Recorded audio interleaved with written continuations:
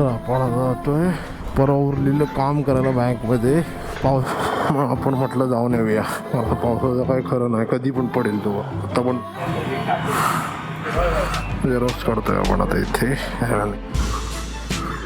Signal लागला यार, 56 सेकंडचा signal आहे.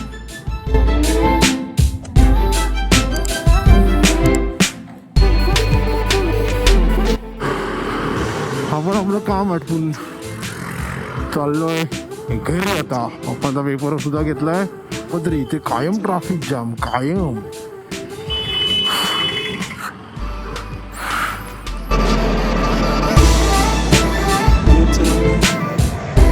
तर घरी येऊन मी आता आलो होतो रेल्वे स्टेशनला माझ्या भावाला सोडायला.